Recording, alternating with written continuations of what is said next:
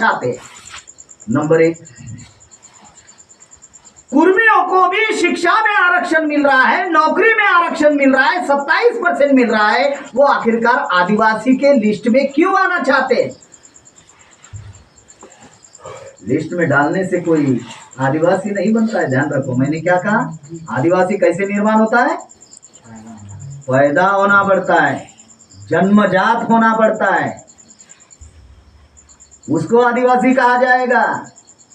कोई भी आएगा अहरा गहरा नत्तू खैरा और कहेगा मैं आदिवासी हूं ऐसा नहीं है मामला। समझे क्या? उस जाति में, उस समाज में, उस टोटम में पैदा होना पड़ता है, उस संस्कृति में जन्म लेना पड़ता है। तो उनको भी, कुर्मियों को भी रिजर्वेशन आरक्षण मिलता है शिक्षा में, नौकरी में। फिर आखिरकार वो आदिवासी के लिस्ट में क्यों आना चाहते हैं? इस षड्यंत्रों को समझना बहुत जरूरी है। तो कुर्मियों के जो नेता है, जो विधायक है, जो सांसद है या नहीं, उनके दिमाग में एक बात आई। कुर्मियों के नेताओं के दिमाग में एक बात आई। कौन सी बात आई?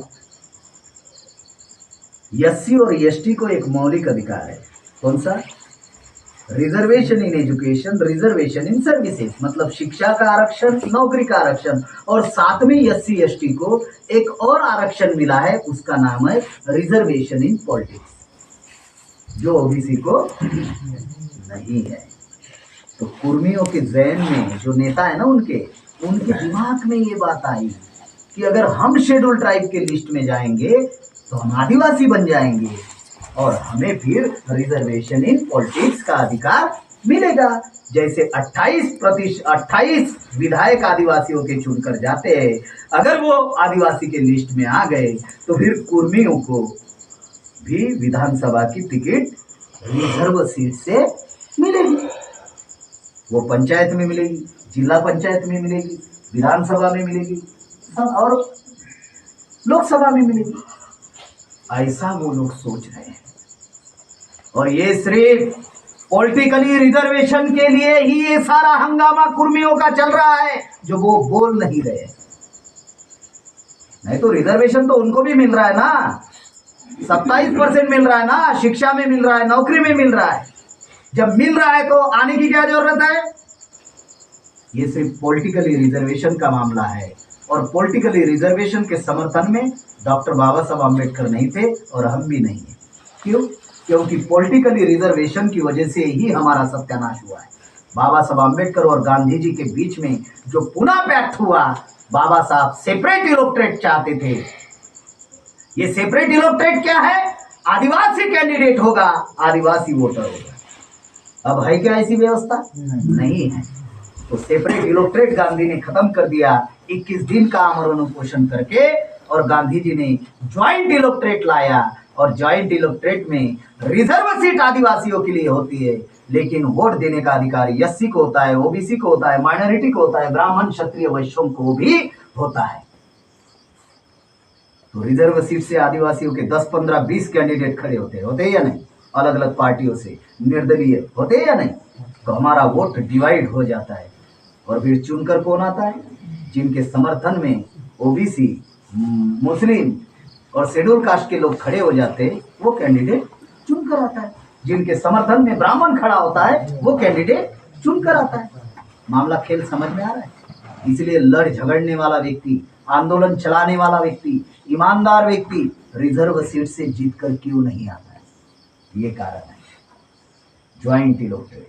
तो बाबा साहब अम्बेडकर ने कहा, मैं नहीं कह रहा, बाबा साहब अम्बेडकर और गांधी जी के बीच में सिर्फ 10 साल का करार हुआ था। तो 10 साल बाद तो ये पॉलिटिकली रिजर्वेशन खत्म होना चाहिए था। खत्म नहीं हुआ। वो हर 10 साल बाद, कोई मांग नहीं करता है, हर 10 साल बाद वो पॉलिटिकली रिजर्वेशन बढ़ाते हैं। और पेपर और टीवी पर क्या आता है? 10 साल के लिए और रिजर्वेशन बढ़ाया गया। कौन सा बढ़ाया गया? ये छापते नहीं। रिजर्वेशन तो ये फंडामेंटल राइट्स है, वो 10 साल का मामला है ही नहीं। कौन सा रिजर्वेशन फंडामेंटल राइट्स है? Reservation in education, reservation in services, ये फंडामेंटल राइट्स है। जिसकी जितनी संख्या भारी उसकी उतनी हिस्सेदारी, ये फंडामेंटल राइट्स है। ये मुख्यमंत्री क्या, विधायक क्या, सांसद क्या, लोकसभा क्या, विधानसभा क्या, राष्ट्रपति क्या, फंडामेंटल राइट्स को कोई भी हाथ नहीं लगा सकता, औकात नहीं किसी नहीं है। तभी तो डंके की चोट पर हम लोग बोलते हैं, माइक पर बोलते हैं, हजारों लाखों लोगों में बोलते हैं, किसी भी प्रकार की कोई हिचकिचाहट नहीं, कोई डर नहीं। क्यों? फंडामेंटल राइट्स हमको दिए और उसको छेड़खानी करने का अधिकार किसी के पास नहीं। संविधान में, पूरे संविधान में वो अमेंडमेंट कर सकते हैं, लेकिन फंडामेंटल राइट्स में संशोधन भी करने का अधिकार रखा गया नहीं।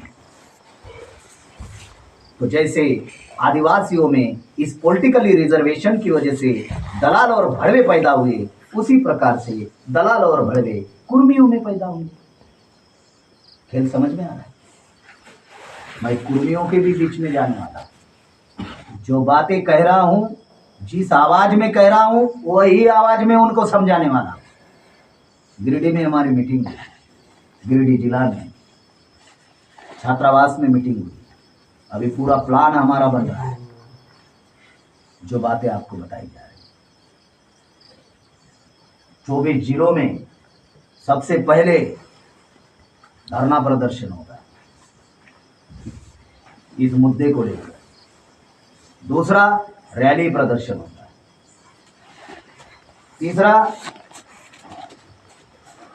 28 विधायक है हमारे, और मुझे जानकारी मिली कि हेमंत सोरेन जी ने और कुछ विधायकों ने प्रस्ताव पारित करके भेज दिया है कि कुर्मियों का आदिवासियों में दिया जाए। बात सही है क्या?